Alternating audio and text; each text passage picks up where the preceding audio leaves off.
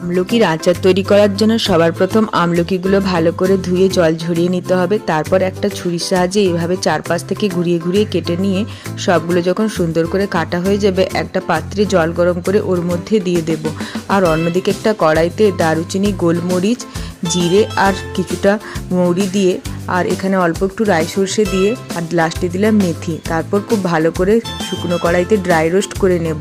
এবার এই মশলাটা আমি গুঁড়ো করে নেব। শিলনোড়াতে গুঁড়ো করার পর এখানে দেখে নিচ্ছি আমলকিগুলো সেদ্ধ হয়ে গেছে, জলের থেকে তুলে নিলাম।